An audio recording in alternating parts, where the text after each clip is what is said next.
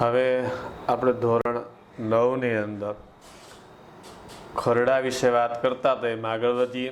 રાષ્ટ્રપતિ ક્યારે સહી કરી શકે? તે ખરડા પર સહી કરી મંજૂરી આપે.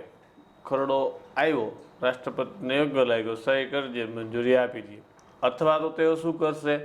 તેઓ ખરડો પોતાની પાસે રાખી મૂકે, અથવા તે ખરડાને પુનઃ વિચાર માટે સંસદમાં પરત મોકલશે. પોતાની પાસે રાખી મૂકે, અથવા એ સંસદમાં પાછો મોકલશે વિચાર માટે, પુનઃ વિચાર માટે. રાષ્ટ્રપતિ કોઈ ખરડાને મંજૂરી આપે પછી કાયદો સરકારી ગેઝેટમાં પ્રકાશિત થયા બાદ તેમાં દર્શાવેલ તારીખ તેનો અમલ શરૂ થયેલો ગણાય. સરકારી ગેઝેટ હોય છે, એમાં પહેરાવેલા મુકાય છે. એટલે સરકારી ગેઝેટેડ જે છે એનો અભ્યાસ કરી શકે, અને ત્યાર પછી એ ગેઝેટમાં જે તારીખ દર્શાવી હોય એ તારીખેથી અમલ કરવાનો શરૂઆત થાય છે. હવે એનો બીજો ડિપાર્ટમેન્ટ જોઈએ. બંધારણમાં સુધારને લગતા ખરડાને ગૃહમાં રજૂ કરવામાં આવે ત્યારે પ્રત્યેક ગૃહની કુલ સભ્ય સંખ્યાની બહુમતી તેમજ હાજર રહેલ મતદાન કરનારા 2/3 સભ્યોની બહુમતી અનિવાર્ય છે. જો બંધારણમાં કોઈ સુધારો કરવો હોય તો ટોટલ ગૃહની જેટલી સંખ્યા છે, બરાબર છે, એની બહુમતી જોશે. બીજું કે હાજર રહી સંસદ ભવનમાં હાજર બેસી મતદાન કરનારા નક્કી કરેલા સભ્યો મતદાન કરી શકતા હોય, એટલે મતદાન કરનારા 2/3 સભ્યોની બહુમતી 2/3 એટલે 75% સભ્યોની બહુમતી અનિવાર્ય છે. કેન્દ્ર અને રાજ્યોના સંબંધોમાં સ્પષ્ટ બાબતોમાં ફેરફાર લગતી રાજ્યો સ્પષ્ટ હોય તો ભારતીય સંઘના અડધા કરતાં ઓછા નહીં એટલા ઘટક રાજ્યોની વિધાનસભાને મંજૂરી અનિવાર્ય છે. હવે જો કોઈ ફેરફાર છે એ રાજ્યને ટચ થતો હોય, રાજ્યો અને કેન્દ્રના સંબંધને અડતો હોય અને ફેરફાર કરવાનો હોય, ત્યારે 50% કરતાં ઓછા નહીં એટલા રાજ્યો છે એની સંમતિ હોવી જોઈએ. સામાન્ય ખરડાની વિધિ માફક આ ખરડો વિવિધ તબક્કાઓમાંથી પસાર થાય. આ ખરડો પણ 3 વખત વાંચનમાં લોકસભામાં, 3 વખત રાજ્યસભામાં વાંચનમાં પસાર થાય છે, બરાબર છે. હવે નાણાકીય ખરડાની વાત આવી. નાણાકીય ખરડા વિશે એક વિધિની વાત કરીએ તો ખરડો નાણાકીય છે કે કેમ એ લોકસભાના અધ્યક્ષ નક્કી કરે. પહેલાં તો એ ખરડો છે એ નાણાંને લગતો છે કે નહીં, કોણ નક્કી કરે? સત્તા આપી છે માત્ર લોકસભાના અધ્યક્ષને. અંદાજપત્રને લગતી અને નાણાકીય જોગવાઈ ધરાવતા ખરડાને નાણાકીય ખરડો કહેવામાં. અંદાજપત્ર એટલે બજેટ, બજેટને લગતું કે કોઈ નાણાકીય વ્યવસ્થા કરવાની લગતું જો કાં તો એ ખરડો નાણાકીય કહેવામાં આવે છે. કેન્દ્રનું અંદાજપત્ર એટલે બજેટ. નાણામંત્રી મોટે ભાગે 28 ફેબ્રુઆરીએ લોકસભામાં રજૂ કરે. આપણા જે નાણામંત્રી હોય છે બજેટ દર વર્ષે 28મી ફેબ્રુઆરીએ રજૂ કરે છે. બધા જ નાણાકીય ખરડા પ્રથમ લોકસભામાં જ રજૂ કરવામાં આવે છે. આપણા જે બીજા ખરડાઓ છે રાજ્યસભામાં રજૂ થઈ શકે, પણ નાણાકીય ખરડો છે એ માત્ર લોકસભામાં, કારણ કે આપણી લોકશાહી બાય ધી પીપલ, લોકો દ્વારા છે. એટલે લોકસભાને સૌથી વધારે સત્તા મળેલી હોય માટે લોકસભામાં રજૂ કરવામાં આવે છે. જે આ તબક્કાઓ આપણે જોઈએ કેવી રીતે પસાર થાય છે. લોકસભામાં રજૂ થતા નાણાકીય ખરડાને અંદાજપત્ર ઉપર 2-3 દિવસ પ્રાથમિક ચર્ચા થાય છે. જે બજેટ રજૂ થાય છે એને 2-3 દિવસ સુધી સામાન્ય ચર્ચાઓ, જનરલ ચર્ચાઓ પ્રાથમિક લેવલની થાય છે. પછી અંદાજપત્રના ખર્ચની માગણીઓ ઉપર ચર્ચા વિચારણા. દરેક ખાતાવાળાએ પોતાની ખર્ચની માગણી કરી હોય એના ઉપર ચર્ચા વિચારણા થાય છે. નાણામંત્રી તે બધી વિગતોને આંકડાકીય માહિતી સંસદમાં રજૂ કરે છે કે આ ખાતાવાળાએ એટલા રૂપિયાની આવશ્યકતા છે, ગયા વખતે એટલા હતા, એમાં એટલો ફેરફાર થયો. એ આંકડાકીય માહિતી બધી નાણામંત્રી રજૂ કરે છે. ત્રીજું છે જે તે વિભાગના મંત્રીઓ, જેમ કે કૃષિ વિભાગ, વિજ્ઞાન વિભાગ, સંરક્ષણ વિભાગ, વેપાર અને વાણિજ્ય વિભાગ, માનવ સંસાધન વિભાગ વગેરે પોતપોતાના વિભાગની માગણીઓ લોકસભા સમક્ષ ચર્ચા વિચારણા માટે મૂકે છે. અમારી આવી માગણી હતી, આટલી માગણી હતી, એ બધી લોકસભામાં ચર્ચા વિચારણામાં મુકાય છે અને તેના પર મતદાનથી મંજૂરી લેવી પડે છે. જે માગણીઓ મૂકી છે એમાં મતદાન કરવામાં આવે અને બહુમતી થઈ જાય તો એની માગણી છે એ યોગ્ય છે એવું સાબિત થાય, બરાબર છે, અને એને માગણી પ્રમાણે વ્યવસ્થા કરી દેવાની. હવે ચોથું છે અંદાજપત્રના આવકના પાસાઓ અને કરવેરાના પ્રસ્તાવ જુદા જુદા સ્વરૂપે મુકાય. આવક ક્યાંથી આવશે, કરવેરો કેટલો નખાશે, એની રજૂઆત છે જુદા જુદા સ્વરૂપે કરવામાં આવે છે. તેની મંજૂરી લેવી પડે છે, બરાબર છે. લોકસભાના પ્રથમ પસાર થયેલો ખરડો રાજ્યસભામાં ભલામણ અર્થે રજૂ થાય છે. જે આ ખરડો છે એ લોકસભામાં પસાર થઈ જાય પછી રાજ્યસભામાં ભલામણ માટે મોકલવામાં આવે છે. રાજ્યસભાએ ખરડા અંગે જરૂરી ભલામણો સહિત લોકસભાને 14 દિવસમાં પરત મોકલવો પડે છે. આ ભલામણ માટે જે નાણાકીય ખરડો ત્યાં મોકલ્યો છે એ રાજ્યસભા ચર્ચા વિચારણા કરી 14 દિવસમાં ભલામણ સહિત 14 દિવસમાં એને લોકસભામાં પાછો મોકલવો પડે છે. લોકસભા રાજ્યસભાની તમામ કે અંશતઃ ભલામણો સ્વીકાર કે અસ્વીકાર કરી શકે છે. રાજ્યસભાએ જે ભલામણ કરી છે એ બધી જ ભલામણો લોકસભા સ્વીકારી શકે છે અથવા તો અંશતઃ એમાં થોડીક ભલામણો સ્વીકાર કરી શકે છે અથવા તો ટોટલ ભલામણ છે અસ્વીકાર કરી શકે. 3 વિકલ્પ લોકસભા પાસે છે. જો 14 દિવસમાં નાણાકીય ખરડો લોકસભા પરત ન આપવામાં આવે તો ખરડો રાજ્યસભાથી પસાર થયેલોમાં 14 દિવસથી મોડું થઈ જાય તો એ લોકો જે ખરડો મોકલ્યો છે એ પસાર થયેલો માનવામાં આવે છે. રાજ્યસભાએ સૂચવેલી ભલામણો લોકસભા સ્વીકાર કરે તો બંને ગૃહો સુધારેલો ખરડો પસાર થયેલો ગણાય. રાજ્યસભાએ જે ભલામણો કરેલી છે, સુધારાઓ કરેલા છે એ લોકસભા સ્વીકાર કરે તો બંને ગૃહમાં સુધારેલો ખરડો પસાર થયેલો ગણવામાં આવે. પરંતુ જો રાજ્યસભાની ભલામણો લોકસભા સ્વીકાર કરે તો લોકસભામાં પુનઃ મૂળ સ્વરૂપે પસાર કરે તો તે નાણાકીય ખરડો બને માટે પસાર કરેલો ગણાય છે. જે રાજ્યસભાએ ભલામણ કરી એ લોકસભાએ સ્વીકાર કરી દે માનતા નથી તો એને મૂળ સ્વરૂપનો જે ખરડો હતો ભલામણો સિવાય એ ખરડાને પાછો લોકસભા મૂકવો પડે છે અને બંનેમાં પસાર થયેલો ગણવામાં આવે છે. આમ નાણાકીય બાબતો રાજ્યસભાની સત્તા મર્યાદિત છે. નાણાકીય બાબતો અંગે રાજ્યસભા પાસે બહુ સીમિત સત્તાઓ છે કારણ કે એ રાજ્યનું પ્રતિનિધિત્વ કરે છે. આ રીતે વિવિધ પ્રક્રિયાને અંતે બંને ગૃહો પસાર થયેલા નાણાકીય ખરડા રાષ્ટ્રપતિ મંજૂરી માટે રજૂ કરવામાં આવે છે. આ બે પ્રક્રિયાઓ પૂરી થાય બે લોકસભા અને રાજ્યસભામાં રાષ્ટ્રપતિને મોકલવામાં આવે છે. આ નાણાકીય ખરડા પર રાષ્ટ્રપતિએ મંજૂરમાં મહોર મારવી જ પડે છે. નાણાકીય છે, બજેટ છે એટલે એમાં એને સહી કરવી જ પડે છે. જો અંદાજપત્ર ગૃહમાં પસાર નહીં થાય તો સરકારે રાજીનામું આપી દેવું પડે. બંધારણમાં આપણી જોગવાઈ છે જો બજેટ છે એ મંજૂર ન થાય, અસ્વીકાર થાય તો ટોટલ સરકારના જે બધા જ સભ્યો છે એને રાજીનામું દેવું પડે છે. આ ઉપરાંત ધારાગૃહોમાં દેશમાં સામાજિક એટલે સમાજને લગતી, આર્થિક એટલે નાણાકીય લગતી, રાજકીય એટલે રાજકારણને લગતી, સંરક્ષણ એટલે કે આપણા રક્ષણ માટેની બાબત, સલામતી માટેની જે વિદેશ સંબંધો લગતા વિવિધ ક્ષેત્રના પ્રશ્નો ચર્ચા વિચારણા કરવા. આ બધા જ પ્રશ્નોની ચર્ચા વિચારણા સંસદ ભવનમાં થાય છે. લોકસભા કારોબારી, પ્રધાનમંડળ અને અમલદારોના કામકાજ પર દેખરેખ અને નિયંત્રણ રાખવા. આ બધા જ લોકો જે કામ કરે છે એની માટે દેખરેખ રખાય છે અને નિયંત્રણ કંટ્રોલમાં રાખવામાં આવે છે. જાહેર નાણાંનો કાર્યક્ષમ યથાયોગ્ય ઉપયોગ થાય તે જવાબદારી લોકો દ્વારા ચૂંટાઈને આવેલા પ્રતિનિધિઓનો છે. આપણા જે કરવેરા દ્વારા અને આવક થયેલા જે જાહેર નાણાં કહેવાય, જાહેર નાણાંનો યોગ્ય ઉપયોગ થાય છે એનું ધ્યાન રાખવા માટે લોકોના પ્રતિનિધિઓ છે જે ચૂંટાઈને આવેલા જે સંસદ ભવનમાં બેસે છે. આમ લોકસભામાં જાહેર નાણાંના વપરાશથી સીધો અને અંતિમ અંકુશ જાય. લોકસભા છે એ આપણા જે કરવેરાના જે નાણાં એકત્રિત છે જાહેર નાણું કહેવામાં આવે છે એની મારે સીધો ડાયરેક્ટ અને અંતિમ છેલ્લો અંકુશ એ રાજ્યસભા આવો સત્તા આપવામાં આવી નથી. ધારાગૃહોની પૂર્વ મંજૂરી વિના નવા કરવેરા નાખી શકાતા નથી. ધારાગૃહો પહેલાં મંજૂરી ન આપે ત્યાં સુધી કોઈ નવા કરવેરા નાખી શકાય નહીં. ચાલુ કરવેરામાં ફેરફાર કરી શકાતો નથી. અત્યારે જે કરવેરા ચાલુ છે એમાં કોઈ ફેરફાર કરી શકાતો નથી. કારોબારીના ખર્ચા પર ધારાગૃહનો અંકુશ છે. કારોબારી જે ખર્ચો કરે છે એની મર્યાદા કોણ મૂકે છે? ધારાગૃહ. બરાબર છે. એટલે જાહેર નાણાંના રખેવાળ છે. આ લોકસભાના સદસ્યો છે ચૂંટાઈને આવેલા એ જાહેર નાણું આપણું સરકારી પૈસો એટલે કે આપણા કરવેરા દ્વારા એકત્રિત થયેલો જે પૈસો છે જાહેર નાણું કહેવાય. એનો રખેવાળી કરે છે એટલે એને કસ્ટોડિયન કહેવામાં આવે. રખેવાળી કરનાર એટલે કસ્ટોડિયન. ઉપરાંત સંસદ, રાષ્ટ્રપતિ, ઉપરાષ્ટ્રપતિ, સર્વોચ્ચ અદાલત અને વડી અદાલતના ન્યાયમૂર્તિઓ અને મુખ્ય ચૂંટણી કમિશનર, ઓડિટર જનરલ કે એટર્ની જનરલ વગેરે સામે બંધારણનો ભંગ કરવાનો આરોપ મહાભિયોગ ચલાવી હોદ્દા પરથી દૂર કરી શકે. આ દરેક હોદ્દાવાળા છે એને ડાયરેક્ટ સસ્પેન્ડ કરી શકાતા નથી. લોકસભા પાસે આ વધારાની સત્તા છે એની માથે આરોપ મૂકી અને મતદાન કરી અને એ કાર્યક્રમને મહાભિયોગ કહેવામાં આવે છે. મહાભિયોગની કાર્યવાહી ચલાવી અને એને હોદ્દામાંથી દૂર એટલે કે સસ્પેન્ડ કરી શકાય છે. હવે રાજ્ય કક્ષાએ ધારાસભા, પેલું છે વિધાનસભા. દરેક રાજ્ય ધારાગૃહ હોય જેને વિધાનસભા કહેવા, વિધાનસભા નીચલું ગૃહ કહેવામાં આવે છે. વિધાનસભા પછી બીજું ગૃહ આવે રાજ્ય લેવલ અને વિધાન પરિષદ કહેવામાં આવે છે. ધારાગૃહમાં બીજા ગૃહને વિધાન પરિષદ કહેવામાં. બિહાર, મહારાષ્ટ્ર, કર્ણાટક, ઉત્તર પ્રદેશ, તામિલનાડુ જેવા રાજ્યોમાં 2 ગૃહ જોવા મળે છે. ત્યાં ઉપલું ગૃહ વિધાન પરિષદ એટલે કે રાજ્યસભા જેવી સત્તાઓ ધરાવે છે. નીચલું ગૃહ વિધાનસભા જે લોકસભા જેવી સત્તાઓ ધરાવે છે. ગુજરાતમાં વિધાન પરિષદ નથી. આપણે અહીંયા માત્ર વિધાન ગૃહ છે, વિધાનસભા, વિધાન પરિષદ છે નહીં. જુદા જુદા રાજ્યો વિધાનસભાના સભ્યોની સંખ્યા તફાવત જોવા. દરેક રાજ્ય છે એની વિધાનસભાના જે સભ્યો છે એમાં એની આ આંકડાઓમાં ફેરફાર હોઈ શકે છે.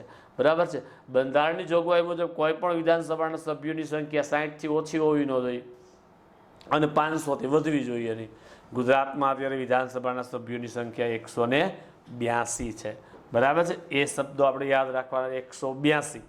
હવે આ વિધાનસભાના સભ્યની લાયકાત જે કોઈ વ્યક્તિ ભારતીય નાગરિક હોય, 25 વર્ષ કે તેથી વધારે વયના હોય, જેને અન્ય કોઈ પ્રકારે કાયદેસર રીતે ગેરલાયક ઠર્યો ન હોય, બરાબર છે, એવી વ્યક્તિ વિધાનસભ્ય તરીકે ઉમેદવારી કરી શકે છે. આપણે ઓલા જેવી લાયકાત, પણ આમાં ઉંમર કેટલી આવી વિધાનસભામાં? 25 વર્ષની. બરાબર છે. બાકી ગુનેગાર ન હોવો જોઈએ, નાદાર ન હોવો જોઈએ, ગાંડો ન હોવો જોઈએ. બરાબર છે. એ બધા અને ભારતીય નાગરિક હોવો જોઈએ. બરાબર છે.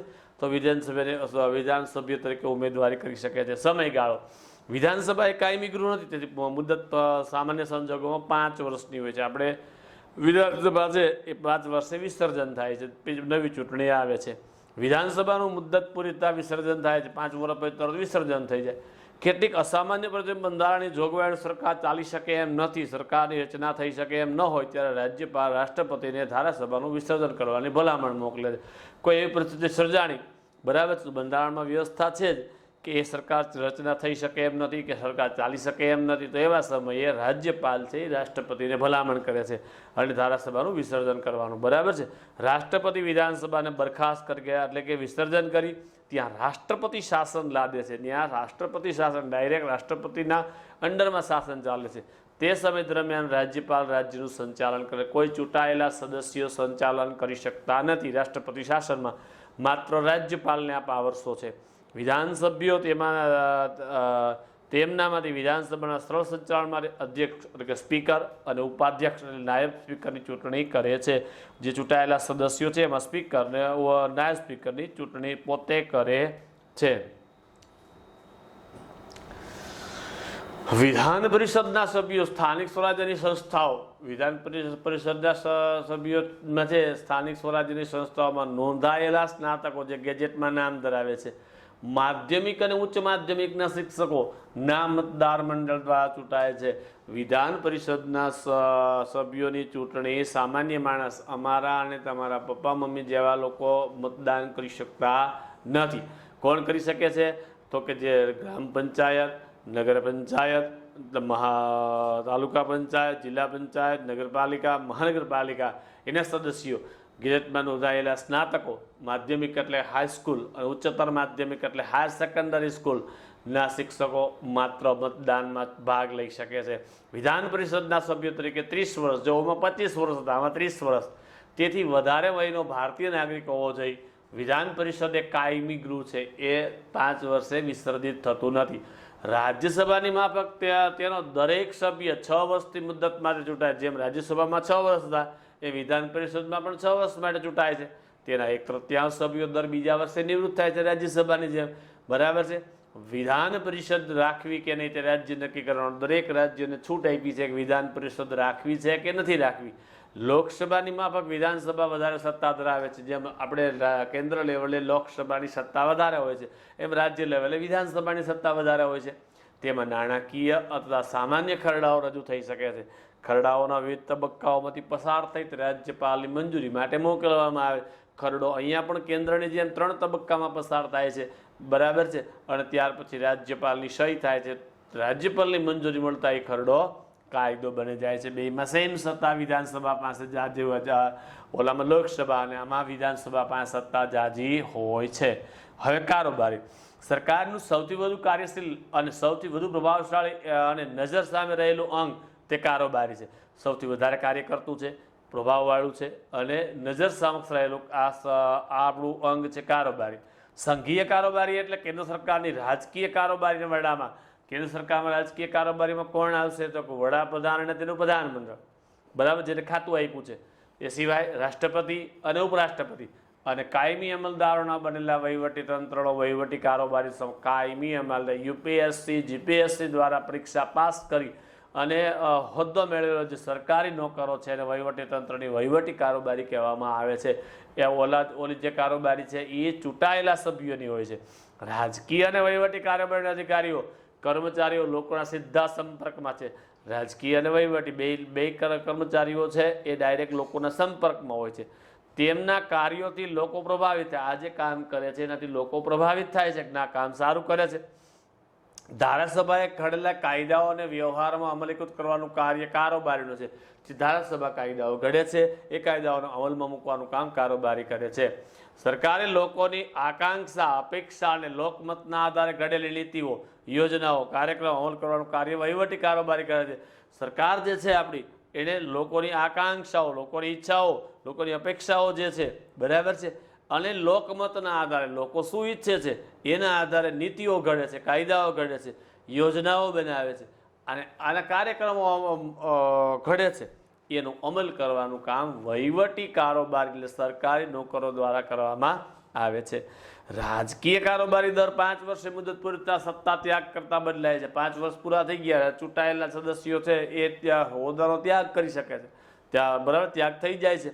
જ્યારે વહીવટી કારોબારી કાયમી નિમણૂક પામેલા અમલદારોની બનેલી હોય તે કાયમી છે. વહીવટી કારોબારી છે એ કાયમી નિમણૂક યુપીએસસી જીપીએસસી જેવી પરીક્ષાઓ પાસ કરીને ત્યાં પહોંચ્યા છે બરાબર છે. એટલે અમલદારોની કાયમી કારોબારી કહેવાની એની ઉંમર મર્યાદા રાજ્ય લેવલે 58 વર્ષ કેન્દ્ર લેવલે 60 વર્ષની છે. તો એ ત્યાં સુધી સત્તામાં રહી શકે છે. જોકે વહીવટી અમલદાર નિવૃત્તિ વયના દેશો જુદા જુદા રાજ્યો જુદી જુદી હોય છે. આપણા ગુજરાતમાં 58 છે. બીજા રાજ્યો અલગ પણ હોઈ શકે. નિવૃત્તિ હોય પેન્શન ક્યારે મળશે બરાબર છે જુદી જુદી હોઈ શકે.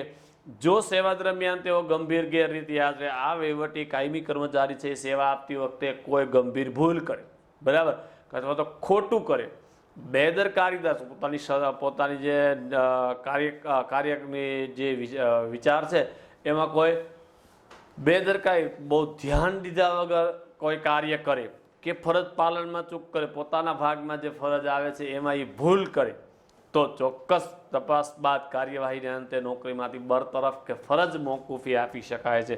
તો એની તપાસ થાય છે અને તપાસને અંતે કાર્યવાહી કરવામાં આવે છે કાં તો એને સસ્પેન્ડ કરી દેવામાં આવે છે ફરજ મોકૂફી 1-2 વર્ષ સુધી એને નોકરીમાંથી બ્રેક આપી દેવામાં આવે છે એવું પણ કરી શકાય છે. રાજકીય કારોબારીના સભ્યો કોઈ રાજકીય પક્ષના સભ્યો હોય છે. રાજકીય કારોબારી ચૂંટાયેલા સદસ્યો કોઈને કોઈ રાજકીય પક્ષના હોય છે. તેઓ પક્ષના પ્રત્યેક વૈયક્તિક વફાદારી લોકચાહના અને લોકમતના આધારે જેનો સમય માટે ચૂંટાઈ આવવું એની મુખ્ય લાયકાત છે. આ પક્ષના દરેક વ્યક્તિઓ છે પોતે વફાદાર રહેશે. લોકચાહના લોકો એને ચાહતા રહીએ લોકમત એને વધારે ને વધારે પ્રાપ્ય થાય જે તે સમય માટે ચૂંટાઈ આવવું એની મુખ્ય જો લોકચાહના હશે તો જ ચૂંટાઈ આવે છે માટે એની મુખ્ય લાયકાત એ છે. જ્યારે વહીવટી કારોબારી છે શૈક્ષણિક લાયકાત ગુણવત્તા અનુભવના આધારે જાહેર સ્પર્ધાત્મક પરીક્ષામાં ઉત્તીર્ણ થવાની કાયમી નિમણૂક પામે છે. ગ્રેજ્યુએટ થયા પછી આવી યુપીએસસી જીપીએસસીની જે પરીક્ષાઓ જે સ્પર્ધાત્મક પરીક્ષાઓ છે એ પાસ કરે ત્યાર પછી એની કાયમી નિમણૂક કરવામાં આવે છે. વહીવટી અધિકારીની સેવા અને સનદી સેવા આજે સરકારી નોકરોની સેવા છે એને સનદી સેવા કહેવામાં આવે છે. કેન્દ્ર કક્ષાએ રાજકીય કારોબારીમાં ભારતીય બંધારણના વડા કેન્દ્ર કક્ષાની કારોબારીમાં કોણ આવશે ભારતીય બંધારણ રાષ્ટ્રપતિ અને ઉપરાષ્ટ્રપતિ વડાપ્રધાન અને તેનું પ્રધાનમંડળ એ કેન્દ્ર કક્ષાએ રાજકીય કારોબારીમાં ગણવામાં આવે છે. રાષ્ટ્રપતિ ભારતના રાષ્ટ્રપતિ બંધારણીય વડા છે. બંધારણની દ્રષ્ટિએ સૌથી સર્વોચ્ચ હોદ્દો છે. સરકારની બધી જ કારોબારી સત્તા બંધારણ દ્વારા રાષ્ટ્રપતિને આખા કેન્દ્ર સરકારની તમામ સત્તાઓ બંધારણ રાષ્ટ્રપતિને આપી છે. કેન્દ્ર સરકારનો ટોટલ વહીવટ તેના નામે થાય છે. તેઓ રાષ્ટ્રના વડા અને ભારતીય પ્રજાસત્તાકના પ્રથમ નાગરિક છે.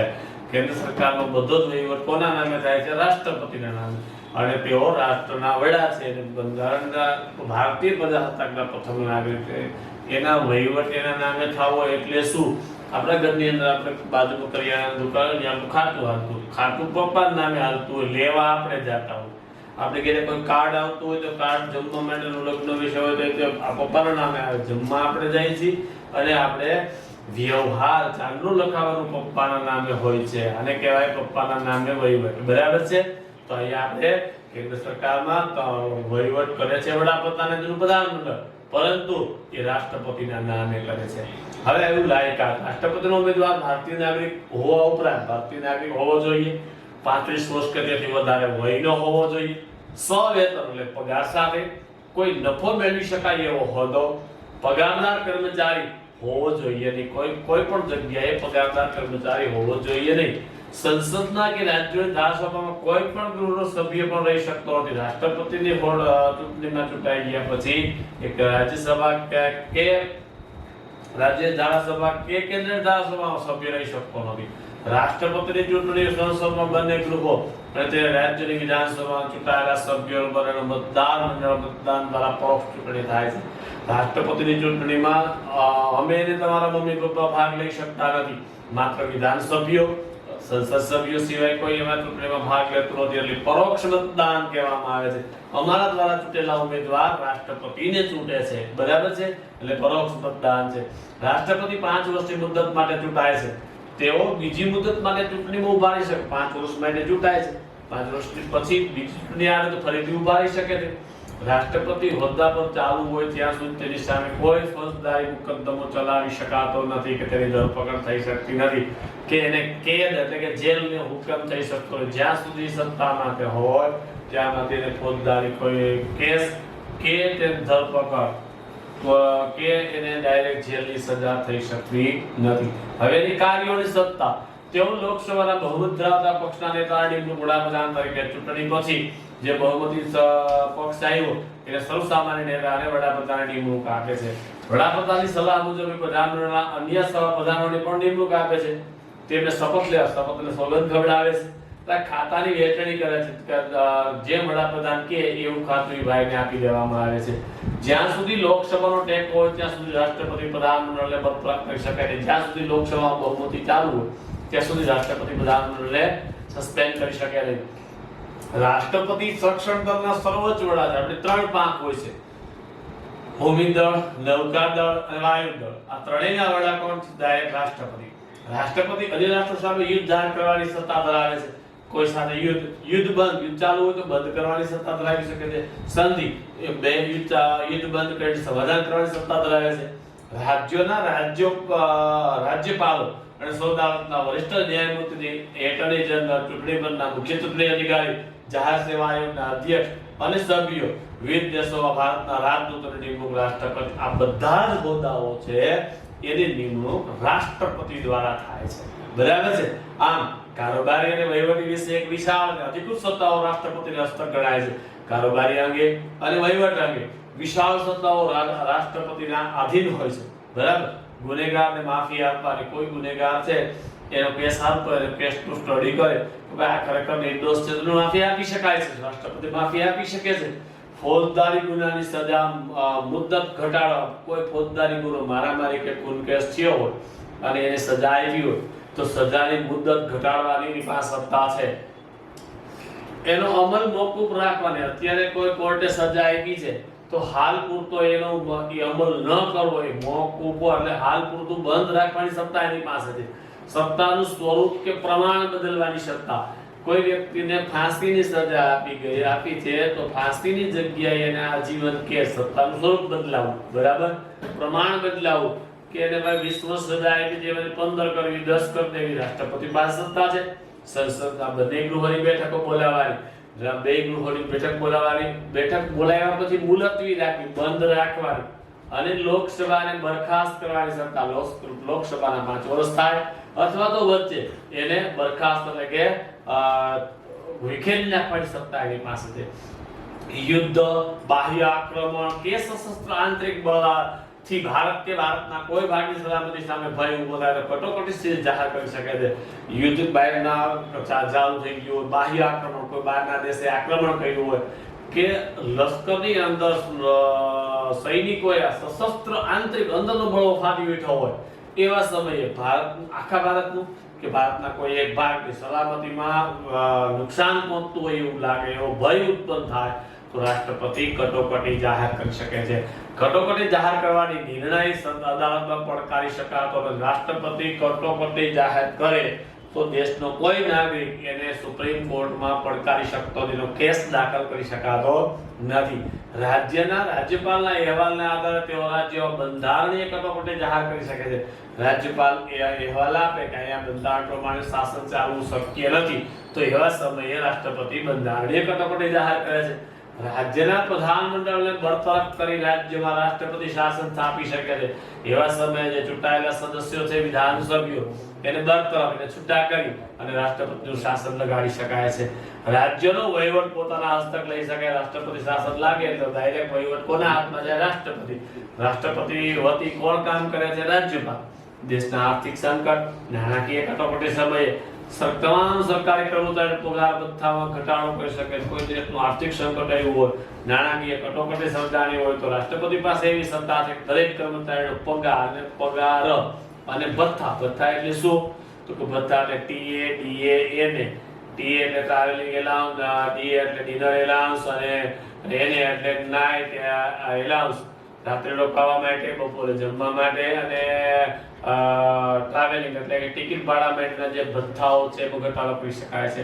રાષ્ટ્રપતિને વિશાળ સત્તાઓ આપેલી છે. બંધારણીય વડા હોવા છતાં સંસદીય લોકશાહી પ્રણાલી અનુસાર રાષ્ટ્રપતિ પ્રધાનમંડળની સલાહ લેવા અને અનુસરવા વર્તવા બંધાયેલો છે. સત્તાઓ મોટાભાગે બધી જ બંધારણીય વડાપ્રધાન રાષ્ટ્રપતિને આપી છે અને છતાંય એ કોઈ પણ નિર્ણય લેવા માટે પ્રધાનમંડળની સલાહ લેવા અનુસાર અને પ્રધાનમંડળ કે એમ વર્તવા બંધાયેલા છે.